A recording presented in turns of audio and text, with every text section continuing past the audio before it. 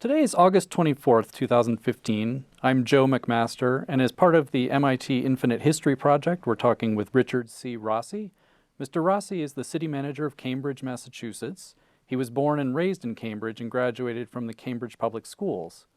Over the past 43 years, Mr. Rossi has played an integral role in shaping the city of Cambridge. Prior to becoming city manager in 2013, he served as the deputy city manager for 32 years. During his tenure with the city, he has overseen numerous capital construction projects while creating initiatives focused on sustainability, affordable housing, economic development, and fiscal management. He's built a core leadership team that is committed to the needs of the city's diverse population. Since becoming city manager, Mr. Rossi has continued to make significant investments in the city's infrastructure, including information technology, public safety, street and sidewalk improvements, and the construction of the first net zero public school for Cambridge. He's a graduate of Salem State College and has a master's degree in public administration from Northeastern University. Thank you for speaking with us, Mr. Rossi. Thank you. Great to be here.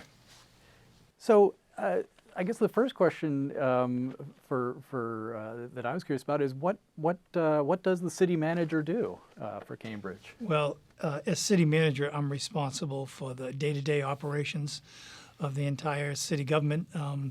Absent the schools, I approve the bottom line budget for the schools, but I have responsibility for the operations of the city. I'm the chief executive officer for the city of Cambridge. So I hire all the employees, I produce the budget, and provide day-to-day leadership for all city departments and functions.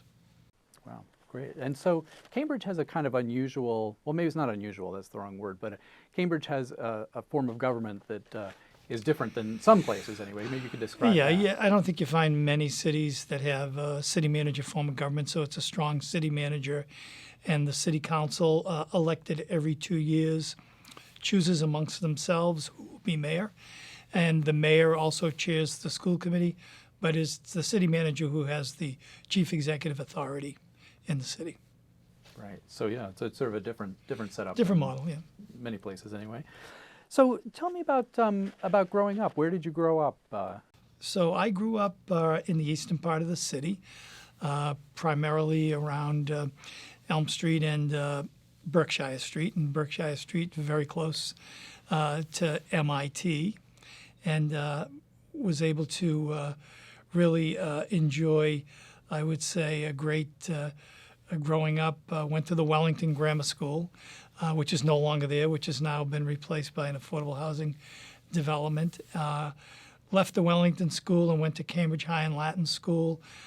Graduated there in 1964, and then I went to Salem State. I went to Northeastern, and really had a great time growing up. I often kid my children and tell them, I wish that I could have done that for 40 years instead of 20 years because it was so much fun growing up. It was all adventure and sports and playing in the parks and, having so many friends and just, a wonderful time to grow up. It was a very, really nice neighborhood that was, I would guess I would describe it as sort of all the families were in the same boat, very working class.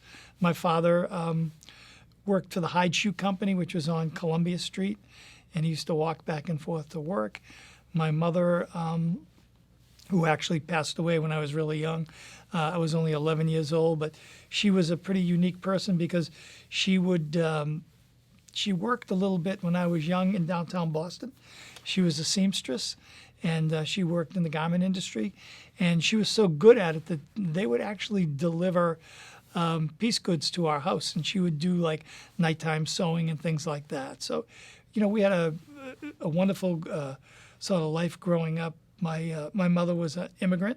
She was from Sicily, and just a lot of culture and a lot of great holidays and things like that. Really, really wonderful. Yeah. And what was Cambridge like at that time, and maybe specifically that part of Cambridge even? So that part of Cambridge was really working class families. I remember when they built the public housing developments, it was really for the veterans who were returning from World War II. And, so I sort of first recognized in the late 50s that there was this kind of alternative housing. And I remember saying to my parents, but wouldn't it be great someday if we could live there, because there were elevators in some of the buildings? Thought that was pretty fantastic.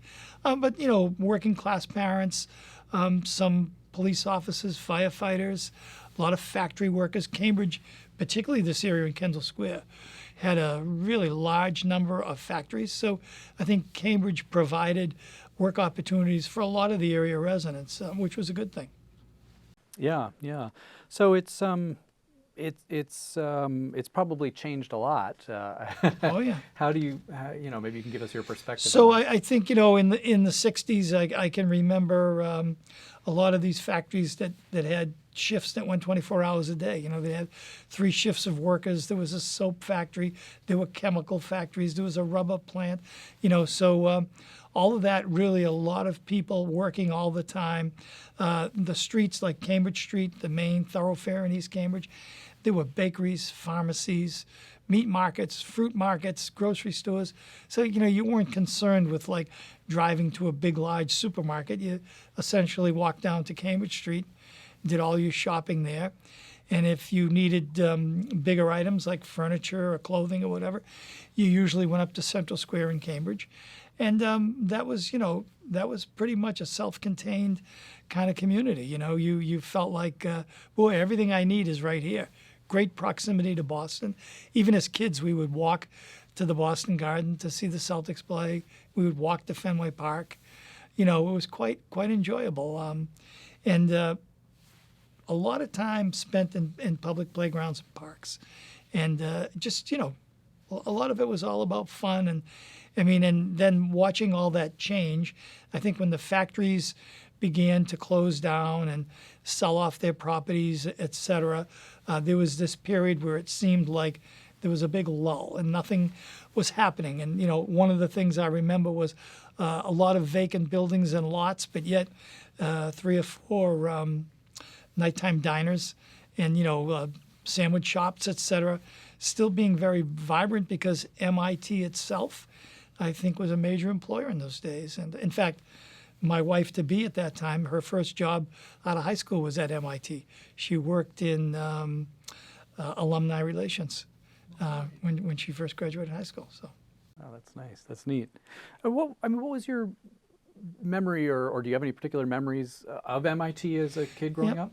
So we used to, as kids, we used to wander through here and wander through the buildings. And when we were, I would say maybe 12 years old or so, a bunch of us were invited. We had a scoutmaster who graduated from MIT and had an affiliation, and he got us one night a week into the MIT swimming pool, which to me was unbelievable, right?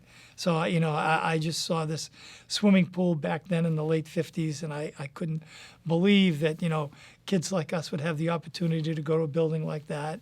And then there were MIT students that used to volunteer, come to the Boy Scout meetings and help teach us things about camping and physical fitness. And, you know, it was a sort of a connection. So that's the early connection I had. And then as kids, we would wander through these buildings. And as I walked down the corridor to come to this room, that's the memory I have of MIT. Those buildings with all the concrete walls and all the pipes in the ceiling. That's how I thought of it for many, many years. You know, it's just, you know, like very strongly built buildings like a fortress. But for us, we were kids. MIT was just like, you know, some other place. We'd find places to play stickball and tag football. As long as you didn't get kicked out by security, that's kind of what you did. One time we were actually allowed to go, and they taught us fencing. So as young kids, you know, we were able to put on the mask and use the swords and do some fencing too, which I thought was, you know, great. So, Yeah, it's interesting that, as I understand it, MIT has always had an open campus, still does. Yeah. It's, And I think the connection, even back then, if you think back, you know, we're going back, 57 years? 57 years ago, there was still this student connection to young kids in Cambridge, which I think was a good thing, you know. And I think it was great that they would volunteer their time and that the university would promote that. I think that was very helpful, I think, to the community. yeah. No, and still going strong, I guess. Yes, So, yeah. Yeah.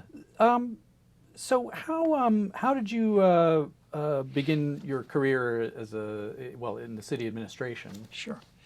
So in well, let's say when I graduated college, I ended up in the Army Reserve. And when that time was done, I was looking for a job. I very much wanted to teach, and I very much wanted to teach in Cambridge. I had been the manager of the Brattle Theater. I started off in the 60s as an usher, et cetera, and ticket taker. And then I was the weekend manager in the late 60s, and then I became the theater manager, maybe 1969. And but I was going to get married, and I was looking for a more sort of permanent kind of job. And I had been trained as a teacher, so I did some substitute teaching at Cambridge High and Latin, and I applied to be a teacher, and really never heard much about whether or not that was going to take place. And then I became aware of an internship program in the city of Cambridge, and I applied to become an intern, and I was hired. That would have been 1971. So I became an intern in the Cambridge Water Department, and I moved my way up from intern to an assistant to the superintendent, and I learned all about the capital projects. And again, that's where I made a big connection with MIT, because MIT at that time was doing an awful lot of sewer and water mains and different utility work, and they were always seeking meetings and permits with the Cambridge Water Department, and I got to know the team here at MIT very well and worked along with them. So that was my beginnings. I stayed there until the late 70s, at which time the city manager had asked me if I would consider being a purchasing agent for the city, or at least doing it for a while they searched, and they had been unsuccessful in hiring a purchasing agent. So I took that assignment, and I actually thought I would not like that job at all. I actually really loved that job, and I think what it did was it got me to be able to see really how the entire city operation works. So I was building my resume at that point. I think I had pretty good experience. I was, I had been doing the water department budget and water rate studies. I had worked really hard on capital projects. So we were doing replacing water mains, cement lining water mains, and I learned an awful lot about that. And subsequent to that, after being purchasing agent for about 3.5 years, Bob Healy became the acting city manager on July 1st, 1981. And about 3 or 4 months later, appointed me as his acting deputy, and then subsequently a year later as deputy. And I served that job for 32 years, and then became city manager on July 1st of 2013. So for me, a great dream come true. I can remember being in the 7th and 8th grade, having a civics class and learning that Cambridge was in fact a community that was run by a city manager. I thought in those days, as a young kid, that's pretty cool. You're the manager of a whole city. And, I always liked the notion of a leadership role. I think that I was, even as a young kid, I was pretty good on my feet. I could think quickly if I had to and all that. And I liked the idea of being somebody who could help direct people and help them get to where they needed to go. And, I really, really enjoyed that role. So this was a dream come true for me. It took a long time, but it was a dream come true. Did you ever think as a kid in the 7th grade, gee, maybe I could get that job someday? Not that job. I loved the notion of being the manager of a city. Thinking, wow, what a cool job that is. You have power and control and the authority and the ability to, run so many things. And it was so interesting to me. And I really thought that I was somebody who could help people get to where they needed to get. And that's something I always enjoyed doing. Yeah, and have you had sort of mentors along the way? I have mentors along the way, and I have myself practiced being a mentor as much as I can with a lot of people.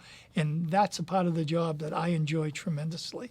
And I think I've mentored some great talent in the city, some people who have been with the city for many years. For instance, the finance director, Lou DiPasquale, he came to the city in the mid-'70s, born and raised in East Cambridge. He's lived in Cambridge his whole life. He actually is somebody who I would say, as far as the Cambridge numbers go, There's nobody that I could ever come across that knows numbers like this guy does. And he, I think in particular, gets a lot of the credit for the way we set up our financial plan and the fact that Cambridge remains, as I would say, the best bargain for taxpayers you can find in Massachusetts. The tax rate here is incredibly low, and the services you get for that low tax rate, it's just a great place to live. And so Louis is somebody who I've worked with for many years, and have worked along with him since he was a young guy, and have really enjoyed helping him and working with him. Lisa Peterson, who's the deputy city manager, came to work for me in the city manager's office. She worked for Bob Healy and for me from 1990. She's somebody who really, you could watch her grow. You could see her interest in being a project manager, being more involved in city issues and taking a greater role, looking to be somebody who could, she's got great people skills, and she always wanted to see what it would be like to manage a staff. So I would say in 2001, maybe 2000, we appointed her as the Public Works Commissioner. We had a series of Public Works Commissioners and things weren't going that well, and she took that job over for about 12 years and did a fantastic job, really built morale, really allowed the department to expand and grow and take on new initiatives and large capital projects. So again, when I appointed a deputy city manager to replace me in my old position, I appointed Lisa. And again, somebody I've worked with, for many years. I have the same relationship with Ellen Semenoff, who's our Human Services Director. I worked with her when she first came to the city as an assistant in our office, and she then was Deputy Director of Human Services. And the Human Services Director, I spend as much time as I can helping her and mentoring her. I've done that with, people in the Community Development Department for years, people in Public Works. I think it's, people in the Finance Department, young people, people struggling, people who I think I saw, greater value in. Even today, I see somebody and I think, boy, there's somebody that'd be great in an administrative leadership role, and I take the time to encourage them and talk to them about it. And I also, I leave my door open to anybody who wants to come and talk about their jobs and opportunities and all. And I think it's a great feeling when you see the success that people can achieve, and you've had faith in them, and you sort of saw that out of the corner of your eye. So I get great enjoyment in doing that, and I've done that, for my whole career. That's great. They're very lucky. So you were the deputy city manager for 32 years, I think, and then have transitioned to being the city manager. And what's that transition like? Was it a big transition or not such a big transition? Well, in one way, it was not, because I am so familiar with the operations, and Bob Healy always gave me great latitude to, be able to expand my job and take a lot of leadership roles on. So I never felt like, I'm going to have this great learning curve. I think it's different shoes that you wear. You're certainly no longer advising. You have to make the final decision. And although I made a lot of final decisions that Bob certainly allowed me to make over the years, being the city manager is different in that regard. The buck does stop with you, so you have to be pretty, firm in your convictions, and you have to, lead people in a way that causes you to say, okay, this is what we're going to do, and this is the direction we're going to head in. I think that, coupled with the a lot more media attention when you're city manager, the growth of email. So these jobs have become. My job is, and I think part of this is a little bit unfortunate, and I really think we need to do things to bring it in balance. So really, 7 days a week, 24 hours a day. Vacations don't matter, holidays don't matter, anniversaries, birthdays for your grandchildren. None of that matters, because you are on email all the time, and people are constantly seeking instant information. That's a struggle and a challenge. And I'm somebody who's diligent, so I don't let emails pile up. So I don't sit there and turn my phone off. And turning my phone off for this interview is a rare occasion. I can tell you that. But I don't turn off my data, and I'm always watching it, and I'm always having my department heads be alert too. And I feel like, we've begun to discuss this because I think the advent of this really puts a lot of pressure on people. And I worry so much about sort of the quality of life, the work-life balance for people in city government, particularly in this city, because this city is noted for being extremely responsive. I will take phone calls. I don't shun things. I don't turn people away. And pretty much if I try to be flexible, if I do have time, I'll see people. I meet with the city council all the time, whenever they need to see me. And I do that for all my department heads, and city staff can come and talk to me. We tell them you talk to your department head, but if you want to talk to the city manager, by all means. And I sort of have that with the public too. I take their phone calls. Although I have a great staff who can triage many of the issues and problems, when people want to talk directly to me, they get me. And that's great in one way, but it puts a lot of pressure on me and I think on my staff in another way. So these are things that I see as much different from being the deputy. When you're the deputy, you have a large responsibility. However, you're a step removed from, really having to be on top of everything. So. Yeah. No, email and all that is definitely. It's a tough world that way. It's really a tough world, and people want instant answers. They don't want to wait. So. Yeah. So in these decades in both these positions, you've overseen quite a lot of significant capital developments in Cambridge, and a lot of other projects. I'm sure throughout the city. Maybe you can tell me a little bit about some that maybe stand out in your mind or you're most proud of, or. Well, I think number one would probably be Dennehy Park. So Dennehy Park was a 55-acre landfill. And it was pretty much, for many years, the place where all the city refuse and garbage and dumping took place. It was closed in the early 70s. And we made a contract back then with the MBTA. And when the Red Line extension was going to take place, in the late 70s and into the early 80s, the MBTA was allowed to stage on that dump, and then they were required to grade it and produce a cover to really enable us to save probably $10 million, not having to cap that landfill. So we did that. We allowed the MBTA to use that site, and we then were able to plan, what we were going to do there. And at first we thought we were going to build a new high school there, because of the land mass. And then we thought we were going to develop it for mixed-use housing and then even commercial development. As we looked at it, the issues that we were concerned with were the settlement of the site. So the site was still settling, and we were monitoring that on a regular basis. The site still produced methane gas. So as the site would settle, the methane would get pushed to the edges. So we had the MBTA build a vent trench, which is a stone trench that goes down maybe 12, 15 feet, and is probably as wide, maybe wider, 20 feet wide. And that would allow as the site settles, the methane to be pushed to the edges and vent out to the air naturally. So it still produces methane today. So what we felt at that time was the smartest thing to do was to be able to build an open space recreation site. And Cambridge, for a densely populated community, when I was a kid back in grammar school, there were 125,000 people in Cambridge. Then that dropped to the low 90s, over the 70s and 80s, et cetera. Now it's back up to about 107,000. But one of the things that we had recognized in the city was we did not have the adequate amount of open space for the number of residents. So we thought this was a great addition. So we were able to add 20% to the city's total of open space in the community.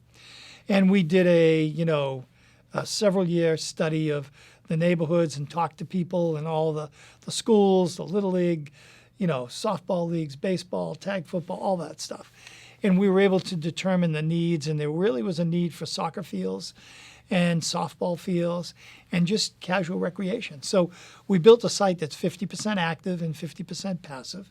It has great walking and jogging trails. It has a dog park. It has has some great elevation, which is not a lot of in Cambridge.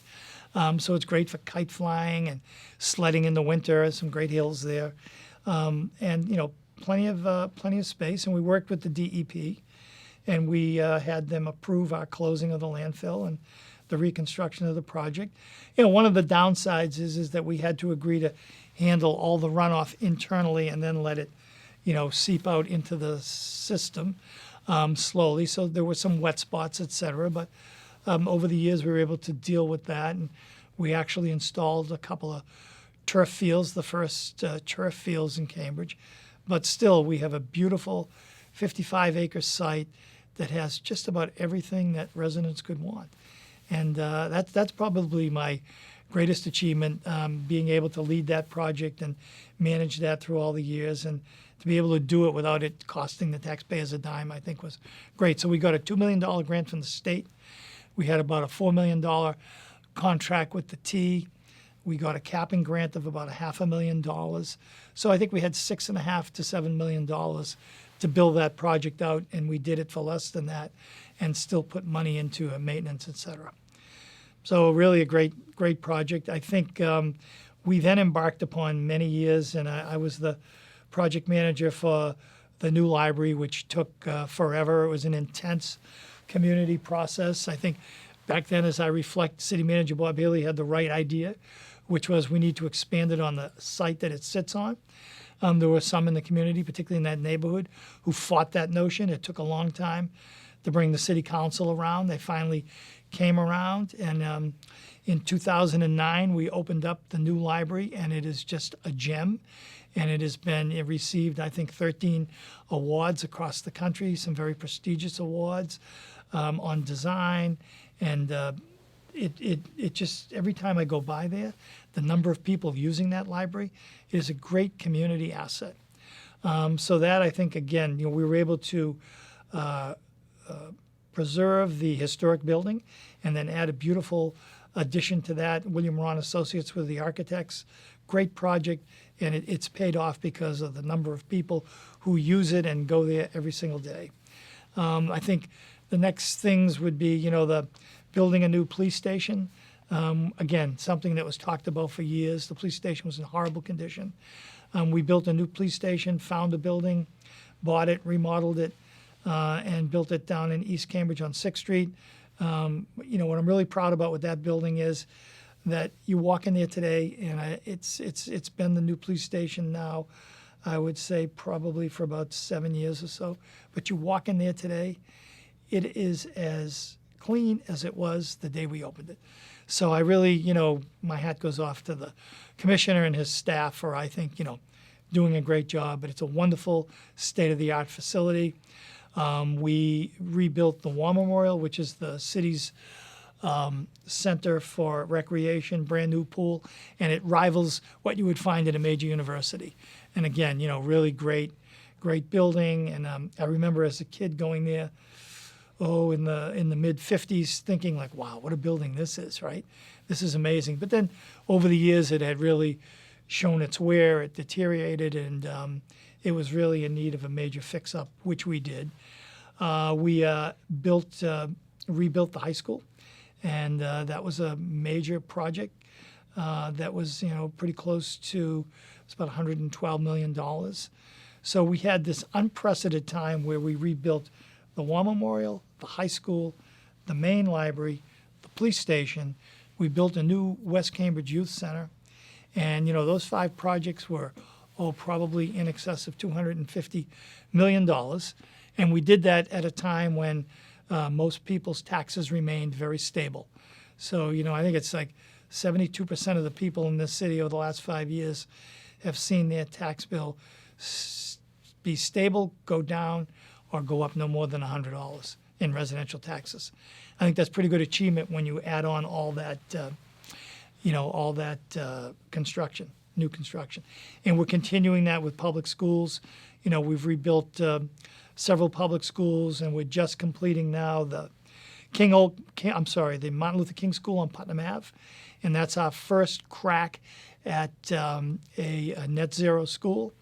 I think sort of a little bit of a backstory there is great relationships the city has with Harvard and MIT, and as Harvard and MIT, the two institutions that I think really practice great policy around environmental programs for their buildings, for their students, for their faculty, and they're very progressive in that way.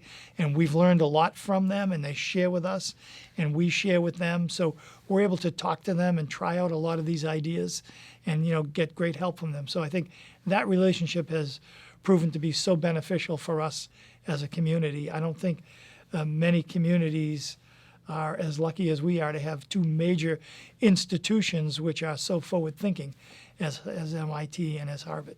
So that, that's where we are. We're now planning the next 100% net zero school, and that's going to be what's called the King Open down on Cambridge Street. We have redone many of our open space projects, and they're really used in an intensive way, so we continue to sort of reinvest in that. And I think the other thing that I'm extremely proud of is affordable housing. So we have adopted CPA, which is a Community Preservation Act, which puts a 3% surcharge on taxes, and the voters voted for that in 2001. We've allocated 80% of the money from that process, which also includes a match from the state government, since 2001. So, we may be putting $10, $11 million a year into affordable housing. And I think that's a real need in this community. I think protecting the diversity of the community, making sure it's not a community just for the wealthy, hoping to hold on to the fact that we have incomes at all levels who want to live here, and try to work on building back, the middle class housing to provide those opportunities for people.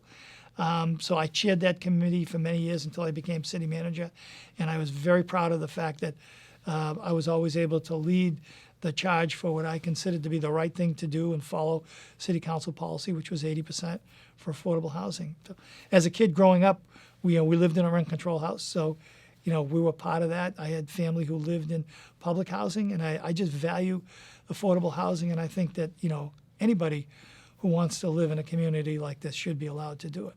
So we continue to really push the envelope on affordable housing and preserving units, but it's becoming more difficult, particularly because of the economics in this community and the value of land.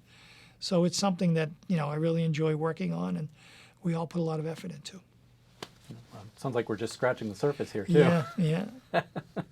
Well, I mean, you've sort of alluded to some of this, but I mean,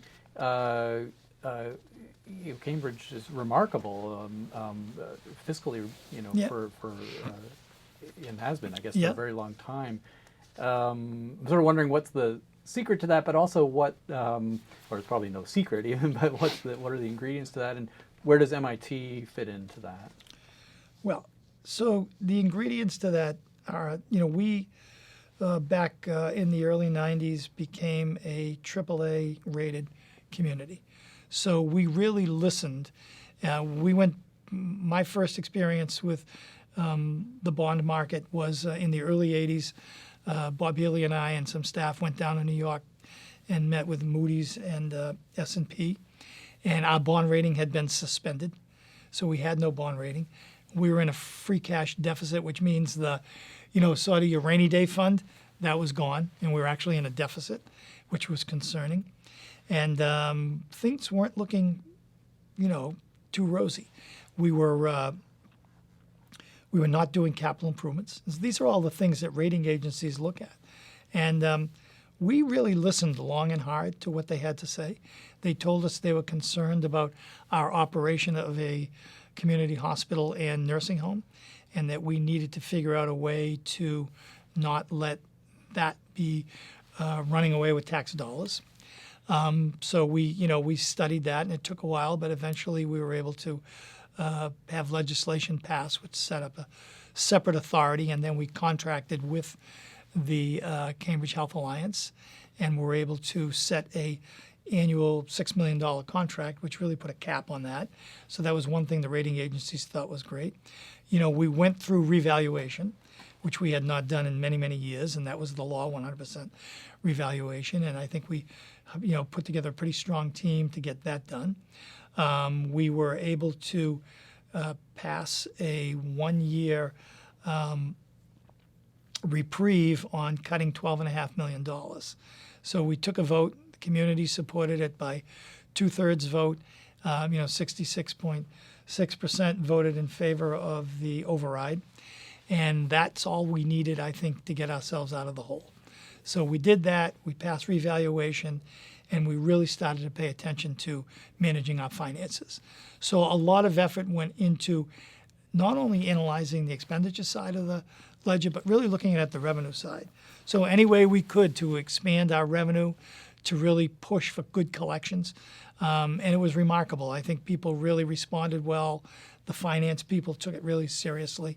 And, we began to grow. And then as development began in Kendall Square, and, you talk about MIT and what's his role, I think there's no secret that people in the biotech industry and the technology industry, they follow MIT. They want to be part of that think tank. A lot of people who come from MIT actually work in these companies. So it was a natural. The connection between MIT and Kendall Square, I think, has always been there. And it really needed to be jump-started. It was jump-started. And as companies began to move here and do their research here and manufacturing here, MIT became a key link. And if we heard it once, we heard it 100 times. So we want to be close to the brain power here at MIT and at Harvard. I think a great one was the Broad, when the Broad came to Cambridge, right in the middle of Kendall Square. I mean, they talked about their connection to MIT, to Harvard, and their own research.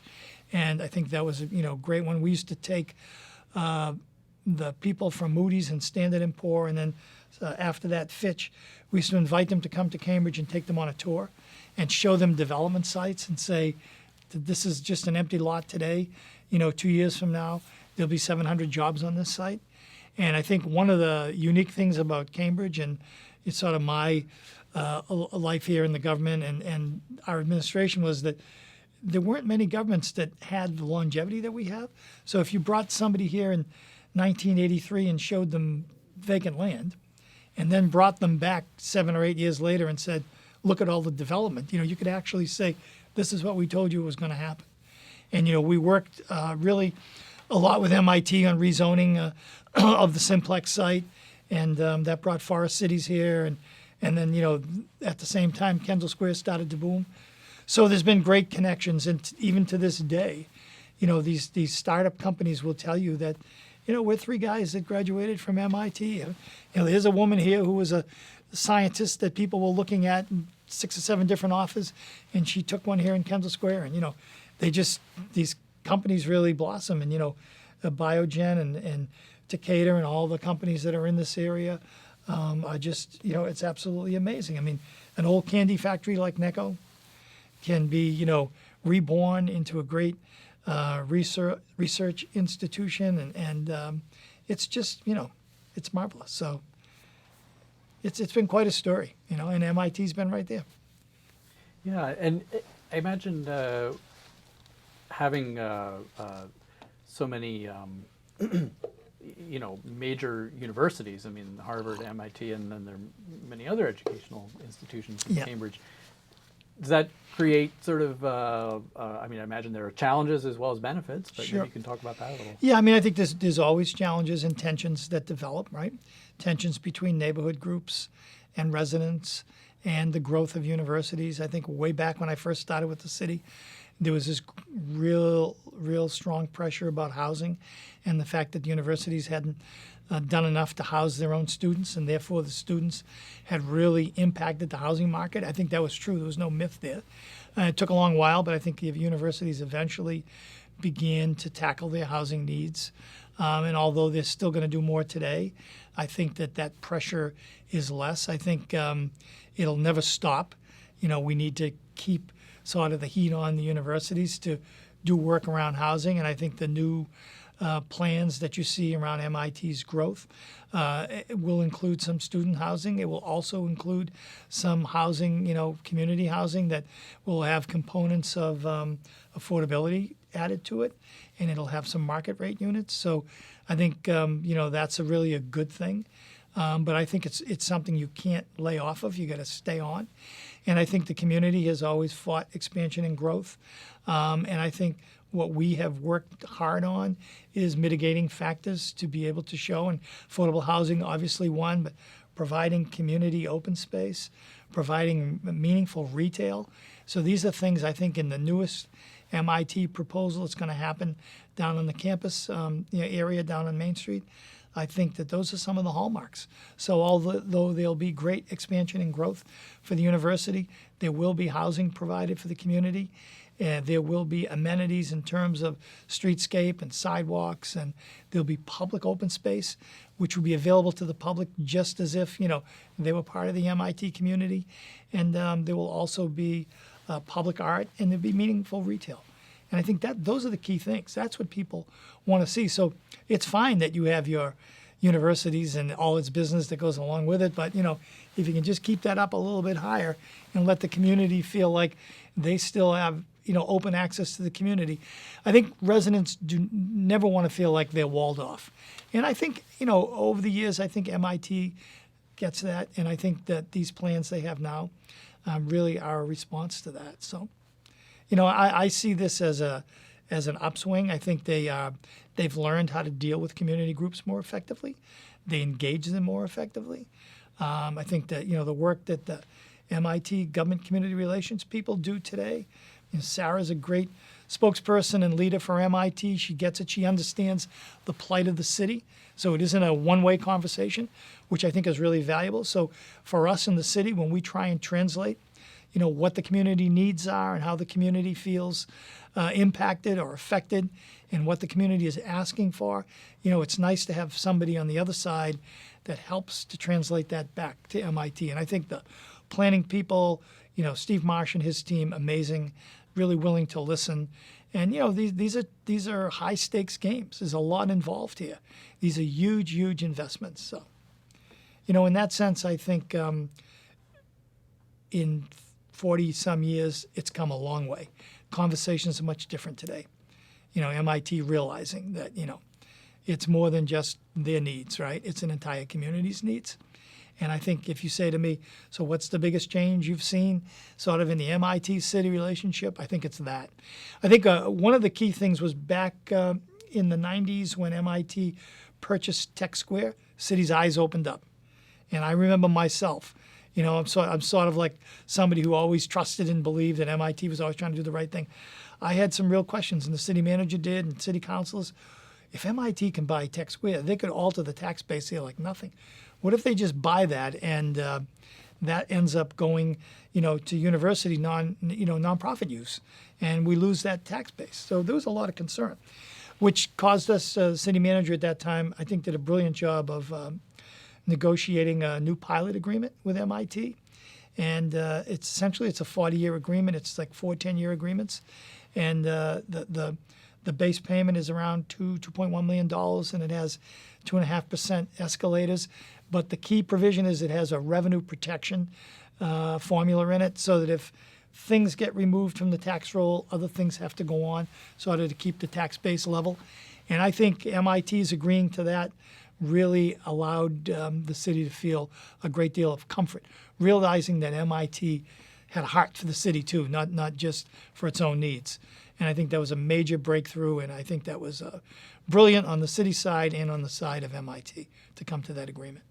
And pilot is payment in lieu of taxes. Payment in lieu of taxes, right? That's outside the tax base. Now, if you want to talk tax base, the number one taxpayer in the city is MIT, by far. And, that's a representation of all the commercial property. So MIT, as I always explain to people, it's two different animals, right? So one is an educational institution which provides great learning and research, et cetera, and the other is a real estate investment company. And I think they've done a great job in their real estate investment and, are doing quality work and, are expanding the MIT campus, but doing it in a way that's going to be beneficial to the whole community. So, yeah, that's interesting. I think it's not something that's maybe so well known. At least, No, yeah. I mean, people, I think, very often think, well, universities, they don't pay that much in taxes, but they get a lot of benefit. But, they have their own police force. And that's another thing. I would say the relationship between the MIT police force and the city of Cambridge and its police force today is incredible. It wasn't always like that. There were tensions back when I first started in the city manager's office. Not severe things, but things that got in the way of getting business done. Today, they're partners. They're teammates. They work well together, and they share information and support each other. And again, I think that's only beneficial for the community. Yeah, definitely. Yeah. Um, the you were sort of just mentioning sort of the development. Yeah. Recently we've seen a huge amount. I mean, and it's ongoing. I mean, have you seen anything else comparable to what we're seeing around Kendall Square, in your lifetime in Cambridge? No. I mean, Kendall Square, what's happened there in the last, 20 years is just absolutely amazing. As I said in the beginning days of our administration with Bob Healy back in the early 80s, we used to sit there and say, well, I wish someone would just build a building. And, it didn't happen. And then in the late 80s, the approval of Forest Cities plan, the Simplex site, that happened. And, we begin to see some buildings. And then in the early 90s, there was kind of a little recession and buildings stopped. And, there we were again. And I remember the community development director at that time saying to the city manager, God, I wish somebody would just build a building. 3 years later, she was saying, I wish they would slow down. That's the way things were growing. So it's been I think it's been a pretty steady ride now. And it's, I think it's a good one. I think what it provides the city with is an incredible opportunity to have a wide array of programs that benefit citizens, citizens of little means right to the people who can afford anything. It provides great opportunities for the youngest people, for newborns all the way up to senior citizens. The programming is excellent, and our budget can grow, because our tax base continues to grow. The other secret to that is I think we've done an extremely good job, and the City Council has followed our lead in managing the tax growth in a way that makes sense, not spending every dollar we get our hands on. We have set up really good reserves, and as I talked about all that public construction, like right now we have, in the last 3 years, we've put close to $25 to $30 million in debt reserve. So we are, putting that money aside so that our debt costs will not spike our budget in a way that causes us tax increases. So we try to manage that well, And, same thing with water and sewer costs. I mean, we're doing, as if you drive around Cambridge, you'll know all the construction that's going on. We're replacing, sewer systems and separating the sewage from the stormwater in many parts of Cambridge. And, we're spending probably $17 to $22 million a year on projects like that. Again, keeping the rate, I think, at a stable rate. Again, two major payers in the city for water and sewer are MIT and Harvard. So again, I think the universities contribute to that also. But that's enabled us to rebuild our system and, redo streets and sidewalks and landscape and things like that. We tell people who come into Cambridge, if you talk about, so should we move here? Is this a good place to grow our company, or should we stay? We always say the same thing. Take a look at our tax rate and go back 5 years. See where we were. Look at the stability on the commercial side and go forward 5 years. We have 5-year projections that we have. I think you're going to see the same kind of stability. Same thing with water and sewer. We do that to show commercial companies that this is a good place to invest. And, I think a lot of the policies that we have, around LEED certification of buildings, net zero, a lot of our environmental policy, building registration, those are the kinds of things that all the work we do around making Cambridge a bikeable city and walkable city, that's very enticing to young people who want to work here and they want to live here. So I think those are, great policies and a great way to sort of budget our money and spend it and still keep plenty in reserve. So. Yeah, it's remarkable. I mean, we talked, a fair amount about some of the things that that MIT has, done that have benefited Cambridge in ways. I mean, but surely Cambridge, surely it goes the other way too. I mean, MIT benefits from Cambridge. Maybe you can talk a little bit about that. Well, again, I think that, having a community that has so much stability in its finances and tax rate, having a community that I think responds very well. I think MIT would tell you, as well as Harvard, that their experiences in dealing with Cambridge's city administration on a variety of issues, whether they're construction projects or planning projects or whatever they're doing, working in collaboration, that the cooperation is A1, and that's, really something I push for. I think we can, learn a lot from each other, but I think it's a great thing for, MIT, I think, to be able to say to prospective clients or students or families, this is a great community to live in. It's safe, it's clean, it has a lot of smart growth. So I think, we do provide that sort of backdrop for, it's close to Logan Airport, it's close to downtown Boston, it has a lot of culture, and there are so many different ethnic groups that live here. So the restaurants and the churches and the experiences you can have as a Cambridge resident really, I think, attract a lot of people. So our diversity is something we're incredibly proud of, and it's an amazing place in that regard. Yeah, yeah. Kendall Square, the development, we talked a little bit about that. I mean, maybe you can sort of tell me how you think that'll be, and also, well, yeah, I mean, what's your vision there? So I think the MIT project is about 1 million square feet, and they're going to add some, rather tall buildings. But as I said earlier, they're really going to be focusing on ground floor retail, on open space, public open space, on things like public art, on streetscape. So I think, again, on bicycle facilities and things like that, I think that the campus itself will be reborn. It'll look more like there's an entrance to our campus. I think that's always been a question mark. What is the entrance to the MIT campus? It's I think, really good in that way. In addition to that, the Volpe Center, which is on the other side of Main Street on Broadway, across from the hotel. That's a 14-acre development that is now under consideration by the federal government to hire a master developer to build them a new Volpe site, and then they would turn over, like 10 acres of land that would be essentially redeveloped into commercial and retail and housing, and that's a great opportunity. So if you take that, and if you take MIT, and then if you take the Cambridge Redevelopment Authority and the MXD district, and there's about another 1 million square feet that can happen there, and everything that's gone on with like Alexandria Properties and their buildings and tenants over on Binney Street and the One Kendall area. I mean, we've transformed this whole area. All we need now is for the Longfellow Bridge to finish and, the red line to be improved. That's something I think we're all pushing for. And that's where the city and MIT, again, I think can be great allies, is in really pushing the state to develop public transportation. Because the public transportation, I think, is the key to making this a much more livable part of the community. So this is going to be a pretty dense community. But if you've noticed in the last 5, 6, 7 years, the number of restaurants and entertainment establishments that have grown in this area. I mean, there were very few before.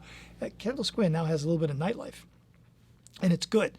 Great restaurants, nice place to go in the evening, etc. I think, what it needs a supermarket. It needs like a big kind of a CVS, Walgreens kind of store for people. It needs that supermarket to provide, amenities for the people going to live here. And then, then all those other things will come. I think, dry cleaners and places that people can go to for their day-to-day needs, I think will be met. So I see in the next, 5 to 7 years, 10 years, this is really going to round itself out and be quite the place. I mean, it is already quite the place, but, it's known, in an international way. So.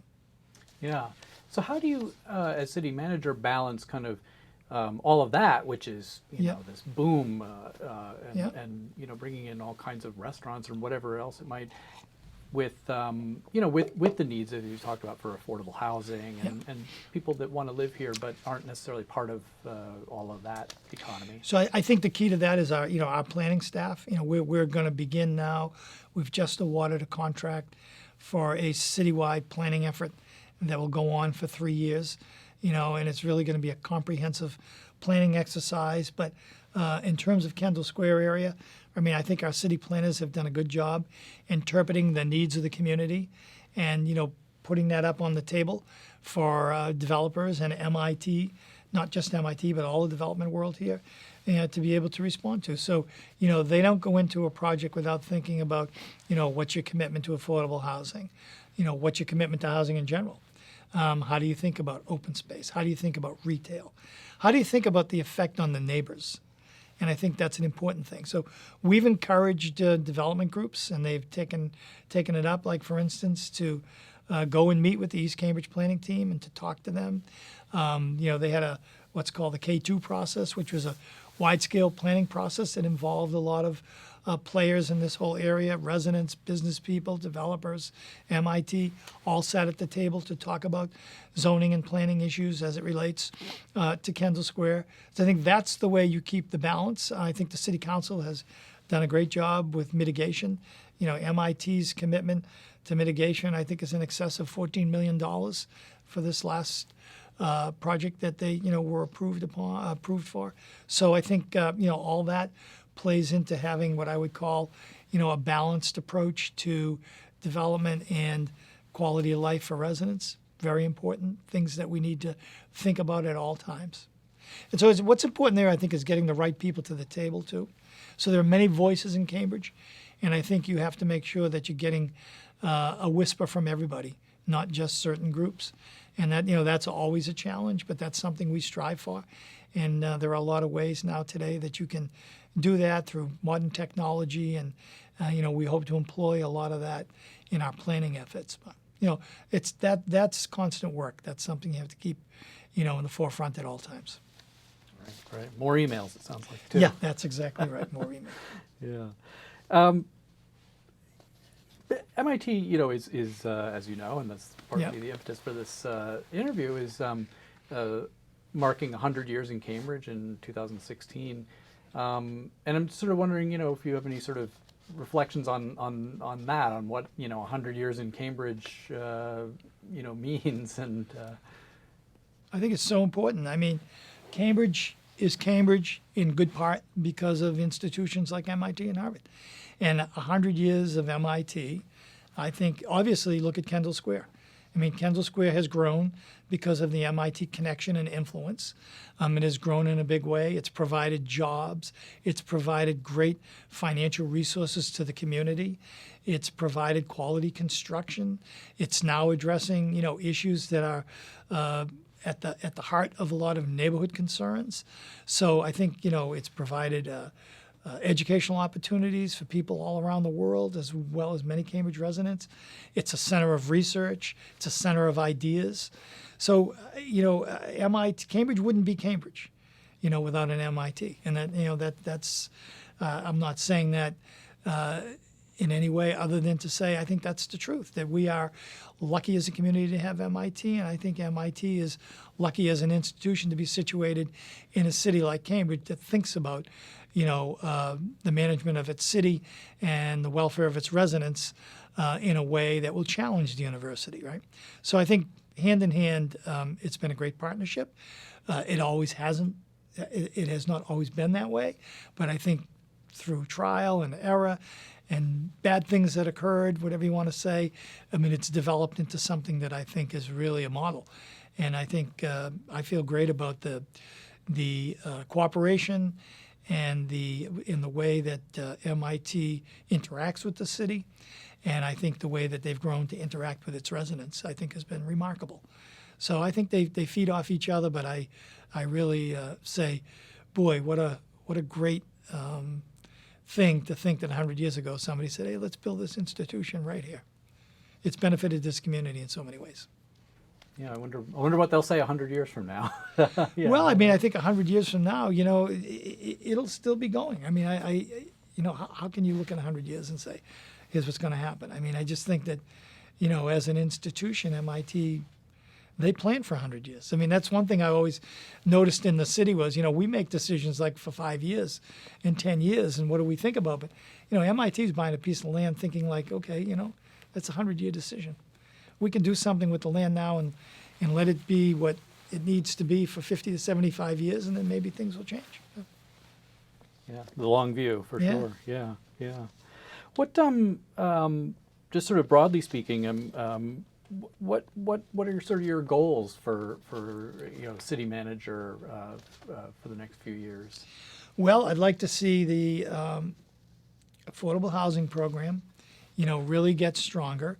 We have many challenges in that. The cost of land in this city is really high, and it's more difficult for us to be a, on the ground purchaser of land or properties. So, we need as much help as we can with that. But I think that's a priority to maintain the balance in this community on housing and to maintain its diversity. I think continuing to support the schools at a high level. We are pretty proud of the way we as an administration have supported the school department. I think, that's a goal that we will continue and I think is beneficial to the community. I think that safety is something that we're always concerned with. I think we do a pretty good job, but the world being what it is today, as you read the papers and listen to the news, some horrifying things that can occur. And I'm very proud of the work of our police and fire departments. They're, expertly trained. They are diligent. They are serious. And they do a great job, I think, of protecting this community. I think that the police department has done a wonderful job with social justice and the way that they, try and deal with all groups, no matter who they are, and just sort of welcoming and willing to listen. And even with protest, I think they've learned how to respond fairly and equitably and not act like the military, but act like the police department. And I'm very proud of that. I think that it's a very demanding community. I'm really concerned that the welfare of the staff. I have some of the most talented, hardworking, dedicated employees that a city manager could ever want. They're incredible. And, they're like on their own, I think, experts in their own fields in a big way. And I really want to support them and are concerned, too, about the sort of the heavy workload that they all have. So, I think, there are those things. I really like to have the general public feel like, we do a community survey every 2 years, and we've had generally high marks. And again, with this last one in 2014, we also had, relatively good satisfaction with the community. I think that's important to keep the residents satisfied. Traffic is a real concern as a city manager. We're affected regionally. It's not all generated by what happens in Cambridge. We are a pass-through city. You can see it in the morning, people driving down from the west and the north, coming through Cambridge, coming down Route 2. These are regional problems that, we and other communities need to get help from the state and federal government. I think the expansion of the Green Line is going to be a great project. I think the need to enhance and improve the Red Line is a key. And I see us also as a regional player in the future more. I think, great relationships with the local officials around us, with the mayor of Somerville and Mayor Walsh in Boston and the towns of Arlington and Belmont. I think we've done a really good job, keeping good relations with them, working with them, understanding that Cambridge can't exist on its own alone. This is a regional issue that we have around housing and transportation and planning. So to join with these communities, we're doing a lot around resiliency and our ability to respond to what the future is in terms of our, big spikes and changes in weather and climate and storm responses. So we are taking an active role. We're spending millions of dollars to perfect these plans. We're bringing in all the agencies who are important. That includes an MIT, that includes Harvard. It includes the MBTA, the DCR, Mass Water Resources Authority, City of Boston. So we're bringing everybody together to say, we have to protect against what might happen here if we have a storm surge. We need to protect against what's going to happen when you have, you saw how bad it was last week and the week before. Well, what if we had 10 days in a row of temperatures in the mid-90s, approaching 100? That's a concern, So all of those things are things that we're working hard on to plan for the future. And I think that those are the kinds of things that whoever the city manager is in Cambridge in the future needs to be concerned with and, continues to, work hard on. Yeah, sounds like no shortage of things. Let me just see if there's anything else that, I had in mind to ask that we've missed, but is there anything else that, you'd like to mention, either about Cambridge or Yeah. the Cambridge-MIT relationship? Or... So, I mean, I think in general, so Cambridge is, I'd say one of the great things is what a welcoming community to live in. So the various ethnic groups and and religions, all the churches, all the organizations that support groups and all that, and just the fact that if you walk around the Cambridge Public Schools, if you go, we have a big family day at Danahy Park in September. You walk around that, you see a multitude of cultures, and the fact that all these groups come to Cambridge, and Cambridge puts down that welcoming mat, tries to do things, tries to create programs, initiatives, protects people from all groups, is welcoming. I think that's a real plus. That's a community to be proud of. I mean, what a great job. In my life, so I've managed the Brattle Theater, which was so much fun, and I've been the city manager in Cambridge. I tell people all the time, there's two better jobs you could never have asked for in a lifetime. So it's, I think for the future, all the things I've mentioned, I think are really paramount. I think that MIT's recognition of what a community wants and how MIT must interact with the community is so important. And I think currently the president should be happy that the team that he has out there is very aware of what's going on in the community and trying really hard to be responsive and react. Now, there's always going to be tension, and there's always going to be groups that aren't happy, and there's always going to be people who feel like either the city's not doing enough or MIT's not doing enough. But I think collectively, we need to challenge ourselves to make sure that we're covering all the bases. And I think the interaction between MIT and the city will continue. I think that people recognize that. I think, we need to be good partners and we need to be good adversaries. And I think that's what's important. And I think, understanding each other's culture and its goals, I think are really important. And I feel good about that. I think that MIT has recognized, the need for the city and its housing issues, the need for jobs, for community people, the need for open space, for retail. Those are all things that the community wants. Community wants well-built buildings that don't keep them awake at night with noise. The community wants, good, safe campus so that they themselves, as I said earlier, nothing to be walled off. You should feel like you could walk through MIT just like you walk through the streets. And I think that's really important. And then I think that the MIT should expect from the city is cooperation and honesty and, and a good system which allows them, to be permitted in a fair and equitable way as long as they are, meeting all those goals. I think that's what a good government does. So, I tell people all the time, we represent all the taxpayers, right? We represent residential taxpayers, commercial taxpayers, and we represent, institutions which pay us in lieu of taxes too. So, it's all, I think, a process. I think a lot of it has to do with having the right people who think this way, who think that, there's more to it than just our own personal needs.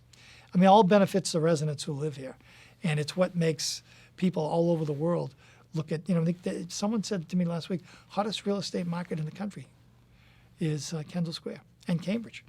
I mean, the prices that you see for houses, I mean, it's, the make an offer days are gone. It's make an offer up, right? So I'd like to see, I wish that could come under control a little bit more. I wish it were a more affordable city for the average person to live in. So those are some of the challenges, I think, for the future. But, it's great. I mean, I think back when I was in high school, our prom was at Walker Memorial at MIT. I thought that was great that MIT allowed the city high school to have its prom there. I mean, it was a pretty fancy place for me as a kid, in the 60s. That was really nice. And, the rest, like I say, it's going to be a continuing story. And I think a great future for both Cambridge and MIT. I mean, I've really enjoyed this, and I think that hopefully I've helped, put together some of the history. But for me, it's been an amazing run. I've enjoyed all the opportunities, and I really had a lot of time where I worked with MIT, whether it was on utility planning or, mitigation of projects, or helping them think through a process in the city, or, work on their plans, etc. I've always enjoyed, the opportunity, and I really have always felt that MIT has really treated the city respectfully and tried very hard. So it's, I can't explain it other than to say it's a rare opportunity to be able to have been through this, and it's pretty amazing to me. And I just see, great futures for the city and MIT. Great. Well, thanks again for speaking with us. It was a real pleasure. I enjoyed it. Thank you.